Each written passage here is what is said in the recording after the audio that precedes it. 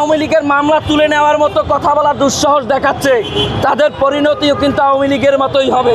আমরা জাতীয় নাগরিক পার্টির পক্ষ থেকে একটা মেসেজই ক্লিয়ার করতে চাই। জাতীয় নাগরিক পার্টি জুলাই অভ্যুত্থানের গড়ে ওঠা একটি সংগঠন। তো তারা যতদিন বাংলার মাটিতে আছে, এই তরুণ সমাজ যতদিন বাংলার মাটিতে আছে, আওয়ামী লীগ আর বাংলার মাটিতে কোনো দিনও মাথাচাড়া দিয়ে উঠতে পারবে না। আপনাদেরকে আমরা আশ্বস্ত করতে চাই, এই মুহূর্তে সারা বাংলাদেশে আওয়ামী লীগের কোনো নেতাকর্মীর কোনো অস্তিত্বই নেই। তারা 15 বছরে যেই টাকাগুলো বিদেশে পাচার করেছে, সেই অবৈধ টাকাগুলো দিয়ে বিভিন্ন বস্তি থেকে শুরু করে বিভিন্ন টোকাইদেরকে ভাড়া করে, বিভিন্ন কিশোর গ্যাং সন্ত্রাসীদেরকে ভাড়া করে অগ্নিসংযোগ এবং ককটেল নিক্ষেপ করার মতো বিচ্ছিন্ন ঘটনা ঘটাচ্ছে। তারা যদি এটাও বন্ধ না করে, তাহলে আওয়ামী লীগের প্রতিটি জায়গা ধরে ধরে তাদের যত সম্পদ আছে, তাদের যত প্রতিষ্ঠান আছে, সবগুলোকে বাংলার মাটি থেকে ধ্বংস করে দেওয়া হবে।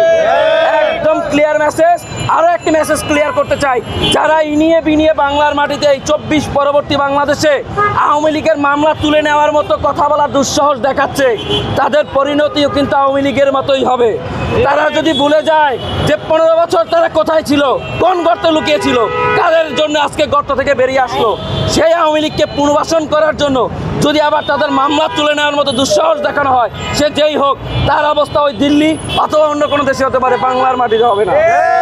আমরা এই মিরপুর থেকে আবারও ঘোষণা দিতে চাই, যতদিন পর্যন্ত এই জুলাইয়ের যারা যোদ্ধা আছে এবং জাতীয় নাগরিক পার্টি থেকে শুরু করে যারা জুলাই যোদ্ধা এবং জুলাই সর্বসম্মতিক্রমে অংশগ্রহণ করেছিল, তারা যতদিন বেঁচে আছে, ততদিন বাংলাদেশে কোনো প্রকার আওয়ামী লীগকে পুনর্বাসন করা সম্ভব না। কচুঘাট থেকেও সম্ভব না, সেটা কোনো রাজনৈতিক মহল থেকেও সম্ভব না। যেই চেষ্টা করবে, বাংলাদেশের জনগণ তাদেরকেই রুখে দিবে। ইনকিলাব জিন্দাবাদ।